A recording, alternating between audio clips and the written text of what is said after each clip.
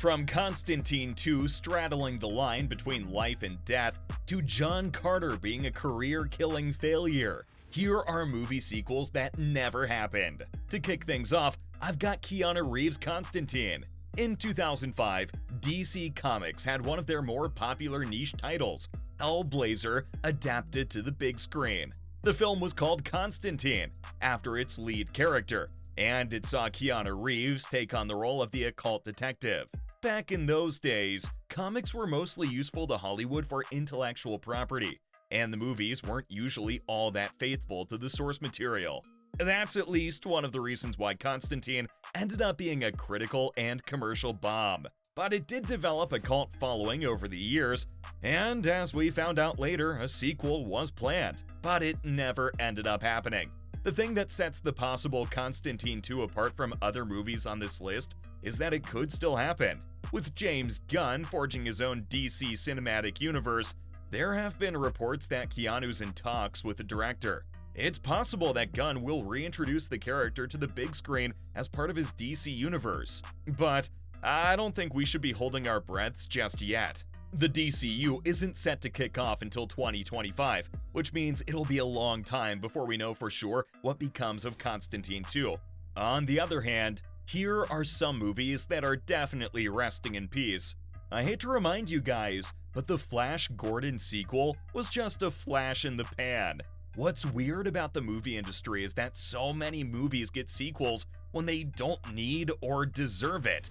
And yet this same industry chose not to capitalize on a Flash Gordon franchise.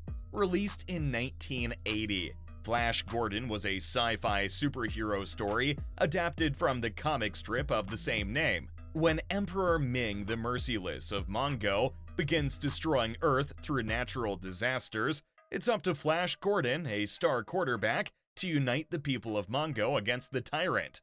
If that sounds kinda ridiculous, it wasn't meant to be taken seriously. This movie was cheesy and pulpy as heck.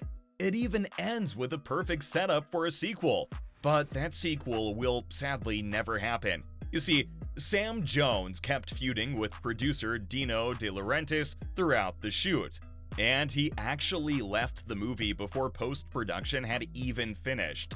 Some of his lines were dubbed by professional actors and a mysterious impersonator, later revealed to be actor Peter Marinker.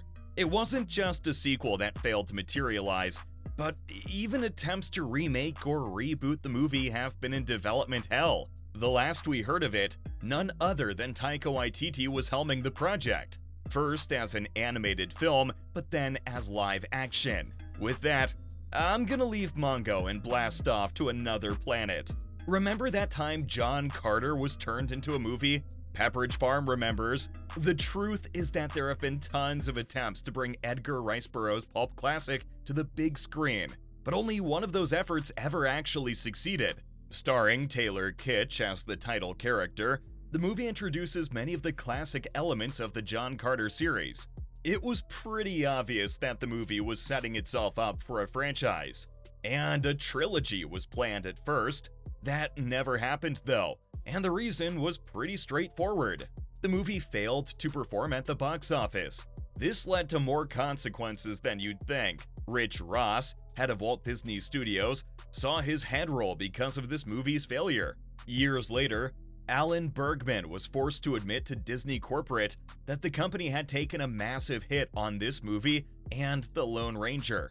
Lynn Collins, the lead actress, was told by her manager to go into hiding because of the scale of the movie's failure. At this point, I think you can see why that trilogy never ended up happening. It couldn't have been canned fast enough, even though there was a script ready to go for the second movie. Before we return to Earth, let's look at one more space movie. I'm talking about DC's one and only Green Lantern film. From 2005 to the mid-2010s, Jeff Johns was helming the Green Lantern corner of the DC Comics universe, and he was bringing levels of attention and popularity to the franchise that was never seen before. The decision to adapt Green Lantern to the big screen in 2011 was a pretty natural thing to do. Warner Bros. Were pretty confident in the movie they were setting out to make, And they even told director Martin Campbell and screenwriters Greg Berlanti, Michael Green, and Mark Guggenheim to start working on a sequel. But then the movie came out. And the rest is history of the worst kind. The Green Lantern movie was considered for a long time to be the worst superhero movie ever made. It was so bad that Ryan Reynolds is still making jokes about it in his Deadpool movies. And not only was its sequel canceled because of how bad it was, but it continues to poison the character in Hollywood to this day. With James Gunn's DC Universe, we may see the Lanterns once again, though it'll be on the small screen this time. And hey, if they don't screw it up again, there could be a way for the Lanterns to return to theaters. It's about time for us to return to Earth now and catch up with some slasher villains. Did you know that there was going to be a Freddy vs. Jason Round 2? That might come as a real shock to the handful of people who thought Round 1 was a bad idea in the first place. But it was clear that was always the plan. Jason may have won this round, but Freddy was definitely ready for a rematch by the time the movie ended. While this matchup was revisited in comics as a triple threat with Evil Dead's Ash, fans of this movie are obviously waiting for Freddy to take his revenge on the big screen. That's not gonna happen though, for a couple of reasons. First off, the rights to Freddy and Jason belong to different studios, and neither wants to pay the other for those rights. Secondly, the characters have been tainted by their own sequels and reboots at this point. And finally, it looks like the studios aren't interested in general, since Bruce Campbell's pitch to adapt the comic I mentioned earlier was shut down in 5 seconds. Speaking of those reboots, by the way, Friday the 13th and Nightmare on Elm Street both got reboots, and neither is going anywhere. After a barrage of terrible sequels and a long hiatus, these iconic horror movies were rebooted, with Friday the 13th's remake coming out in 2009 and A Nightmare on Elm Street dropping a year later.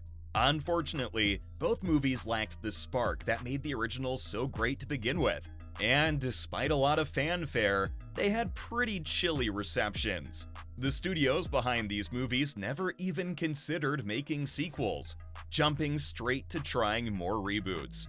At this point though, those attempts have pretty much failed, and the franchises are dead in the water. Just as well though. I feel like slasher horror movies had their moment, and the moment has passed. While some horror fans will get a nostalgic kick out of a new slasher movie, most people would prefer a lot more depth in their movies. Those are all the failed sequels I have for you today.